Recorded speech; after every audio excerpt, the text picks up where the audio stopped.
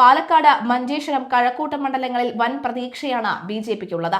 സാധ്യതയുള്ള മണ്ഡലങ്ങൾ പിടിക്കാൻ എന്തുവില കൊടുത്തും പരിശ്രമങ്ങൾ തുടരണമെന്നാണ് BJP കേന്ദ്ര നേതൃത്വം നൽകിയ നിർദ്ദേശം.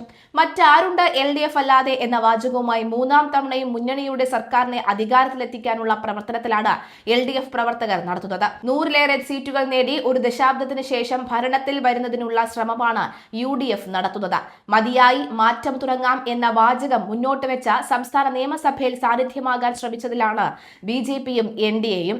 ഇതിനിടെ പാർട്ടികളും മുന്നണികളും മാറി സ്ഥാനാർത്ഥികളാകുന്നവരുടെ വിസ്മയവും ഇത്തവണ തെരഞ്ഞെടുപ്പിന് മുൻപായി സംസ്ഥാനത്ത് തകൃതിയിൽ നടക്കുന്നുണ്ട്. കേവലം 15 ദിവസം മാത്രമാണ് കേരളം ഇനി പോളിംഗ് സ്റ്റേഷനിലെത്താൻ അവശേഷിക്കുന്നത്.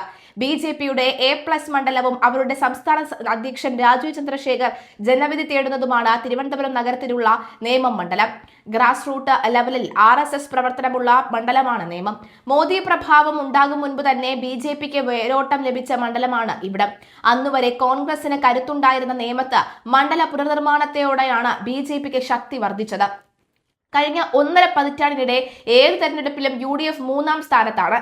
അവസാനമായി UDFനായി ഇവിടെ വിജയിച്ച N ശക്തൻ ഇത്തവണ തൊട്ടടുത്തുള്ള കാട്ടകട മണ്ഡലത്തിലാണ് ജനവിധി തേടുന്നത്. 80% ഹിന്ദു വോട്ടുകളും 30,000-ലധികം ന്യൂനപക്ഷ വിഭാഗങ്ങളുടെ വോട്ടുകളും ചേർന്ന മണ്ഡലമാണ് നേമം. 2011 മുതൽ 2021 വരെ 2 തെരഞ്ഞെടുപ്പിലും UDF ഘടകകക്ഷികളായ JDUവിനും സോഷ്യലിസ്റ്റ് ജനതാദളിനുമാണ് ഇവിടെ സീറ്റ് നൽകിയത്. 2011 മുതൽ ഇന്നുവരെ 2 തവണ ഇടതുപക്ഷത്തെയും ഒരിക്കൽ BJPയെയും നിയമസഭയിലേക്ക് നേമം എത്തിച്ചു. 2011 മുതൽ ഇടതുപക്ഷത്തിനായി നേമത്ത് മത്സരിക്കുന്നത് ഇപ്പോൾ വിദ്യാഭ്യാസ മന്ത്രിയായ ശിവൻകുട്ടിയാണ്. ഇടതുപക്ഷം വിജയിക്കും എന്ന കാര്യത്തിൽ അദ്ദേഹം തികഞ്ഞ ആത്മവിശ്വാസം പുലർത്തുന്നു. വിദ്യാഭ്യാസ മന്ത്രിയായ സമയത്ത് അദ്ദേഹം കുട്ടികളുടെ മന്ത്രി അപ്പൂപ്പനായിരുന്നു. മണ്ഡലത്തിൽ 23 സർക്കാർ സ്കൂളുകളുള്ളതിലും 17 മികവുറ്റതായതും നഗരത്തിലെ മുടവൻമുകൾ പാലം അടക്കം പണിതതും ഉയർത്തിക്കാട്ടി തന്റെ ആത്മവിശ്വാസം മന്ത്രി പ്രകടിപ്പിക്കുന്നുണ്ട്. ആദ്യം മത്സരത്തിനില്ല എന്ന് പ്രഖ്യാപിച്ചിരുന്ന ശിവൻകുട്ടി പിന്നീട് മത്സരത്തിനിറങ്ങുകയായിരുന്നു.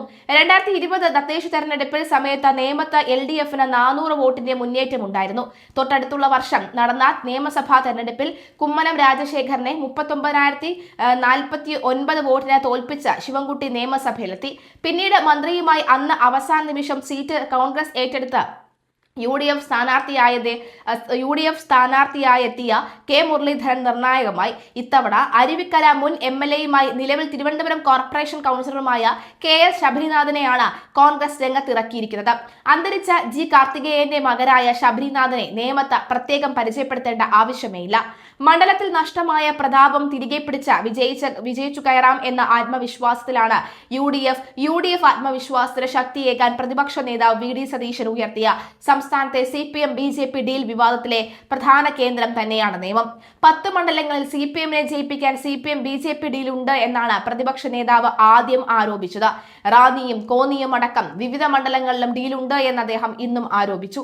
ഈ ആരോപണങ്ങൾക്ക് ശക്തമായ മറുപടി നൽകാൻ BJP അധ്യക്ഷൻ ബാധ്യസ്ഥനാണ്. കഴിഞ്ഞ ലോക്സഭാ തെരഞ്ഞെടുപ്പിൽ രാജീവ് ചന്ദ്രശേഖർ മത്സരിച്ചപ്പോൾ 22,000-ലധികം വോട്ടുകളുടെ ലീഡും പോൾ ചെയ്തതിൽ 45% അദ്ദേഹം നേടി. ഇക്കഴിഞ്ഞ തദ്ദേശ തെരഞ്ഞെടുപ്പിലും അത് 3-1 കുറഞ്ഞെങ്കിലും ലീഡ് ഇപ്പോഴും BJPക്കാണ്. ഈ കരുത്ത് ചോർന്നില്ല എന്ന് അദ്ദേഹത്തിന് തെളിയിച്ചേ മതിയാകൂ. ശക്തി BJPക്കെങ്കിലും സ്ഥാനാർത്ഥി കരുത്തുകൊണ്ട് പ്രവചനാതീതം തന്നെയാണ് ഇത്തവണ നേമത്തെ മത്സരം. രാജീവിന്റെ വിജയം BJPയെ സംബന്ധിച്ചിടത്തോളം ജീവൻ മരണ പോരാട്ടമാണ്. സംസ്ഥാന പ്രസിഡന്റ് ജയിച്ചില്ലെങ്കിൽ മുൻ സംസ്ഥാന പ്രസിഡന്റുമാരുടെ ഈ അവസ്ഥയിലേക്ക് രാജീവ് ചന്ദ്രശേഖർ കൂപ്പുകുത്തും. അപ്രതീക്ഷിതമായി അദ്ദേഹത്തെ തൽസ്ഥാനത്ത് നിന്നും നീക്കം ചെയ്തെന്നും ഇരിക്കും. അതിനാൽ ആളെ ഇറക്കി തന്നെ ജയിച്ചേ മതിയാകൂ എന്ന നിലയിലാണ് രാജീവിന്റെ നീക്കങ്ങൾ. ശബരിനാഥൻ എന്ന കോൺഗ്രസ് സ്ഥാനാർത്ഥിയിൽ നിന്നും രാജീവ് ചന്ദ്രശേഖറോ ശിവൻകുട്ടിയോ ഒരു ഭീഷണിയും ഫലത്തിൽ നേരിടുന്നില്ല. ശിവൻകുട്ടി മന്ത്രി എന്ന നിലയിൽ തന്റെ നേട്ടങ്ങൾക്ക് വലിയ പ്രചാരണമാണ് നൽകുന്നത്. നിയമസഭാ തെരഞ്ഞെടുപ്പിൽ നേമത്ത് മത്സരിക്കാനില്ലെന്ന തീരുമാനമാണ് ആദ്യം ശിവൻകുട്ടി എടുത്തത്. ഇത്തവണ നേമത്ത് മത്സരിക്കാൻ ഇല്ലെന്നായിരുന്നു ശിവൻകുട്ടി പറഞ്ഞത്. എന്നാൽ പിന്നീട് മന്ത്രി തന്നെ ഇക്കാര്യം തിരുത്തുകയായിരുന്നു. നേമത്ത് മത്സരിക്കുമെന്നോ ഇല്ലെന്നോ താൻ പറഞ്ഞിട്ടില്ല എന്നാണ് ചിലർ ഇതിൽ മനഃപൂർവ്വം ആശയക്കുഴപ്പം ഉണ്ടാക്കുകയായിരുന്നു എന്നും അദ്ദേഹം പറഞ്ഞു. സ്ഥാനാർത്ഥിത്വം തീരുമാനിക്കുന്നത് പാർട്ടിയാണെന്നും ശിവൻകുട്ടി മാധ്യമങ്ങളോട് പ്രതികരിച്ചു. എന്നാൽ ശിവൻകുട്ടിയുടെ പ്രസ്താവനയ്ക്കെതിരെ MV ഗോവിന്ദൻ രംഗത്തെത്തിയതാണ് പ്രസ്താവന പിൻവലിക്കാൻ കാരണം. BJPയുടെ അക്കൗണ്ട് പൂട്ടിക്കാൻ ഇടതുമുന്നണിയുടെ അധികായനായ V ശിവൻകുട്ടി തന്നെ രംഗത്തിറങ്ങണമെന്ന് CPM ഉറപ്പിക്കുന്നതിനിടയിലാണ് V ശിവൻകുട്ടിയുടെ നേമത്ത് മത്സരിക്കാനല്ല എന്ന് മാധ്യമങ്ങളോട് വ്യക്തമാക്കിയത്. ത്രികോണ മത്സരം നടക്കുന്ന നേമത്ത് കരുത്തരായ മറ്റൊരു സ്ഥാനാർത്ഥിയെ കണ്ടെത്തുക എന്നത് ഇടതുമുന്നണിക്ക് വലിയ ബുദ്ധിമുട്ട് സൃഷ്ടിക്കുമെന്നാണ് കരുതുന്നത്. മത്സരിക്കില്ലെന്ന് പറയുമ്പോഴും പാർട്ടി തീരുമാനം അനുസരിക്കുമെന്നും ശിവൻകുട്ടി വ്യക്തമാക്കിയിട്ടുണ്ട്. പാർട്ടി മത്സരിക്കാൻ പറഞ്ഞപ്പോൾ ശിവൻകുട്ടി വീണ്ടും മത്സരിച്ചു. പരസ്യമായി മത്സരിക്കില്ല എന്ന് ശിവൻകുട്ടി പറഞ്ഞതോടെ പാർട്ടി എന്ത് തീരുമാനമെടുക്കുമെന്നാണ് കേരളം ഉറ്റുനോക്കിയത്. മന്ത്രി പറഞ്ഞത് ശരിയല്ല എന്ന് എം വി ഗോവിന്ദൻ പറഞ്ഞു. നേമത്ത് മത്സരിക്കില്ല എന്നും ഉണ്ടെന്നും പറഞ്ഞതൊന്നും ശരിയല്ല. സീറ്റ് നിർണയത്തിൽ ഒരു ചർച്ചയും പാർട്ടിയിൽ ഇതുവരെ നടന്നിട്ടില്ലെന്നും ഗോവിന്ദൻ കൂട്ടിച്ചേർത്തു. നേമത്ത് മത്സരിക്കാനില്ല എന്ന വി ശിവൻകുട്ടിയുടെ തുറന്നു പറച്ചിൽ തലസ്ഥാന CPM ഉണ്ടാക്കിയത് വലിയ ആശയക്കുഴപ്പമാണ്.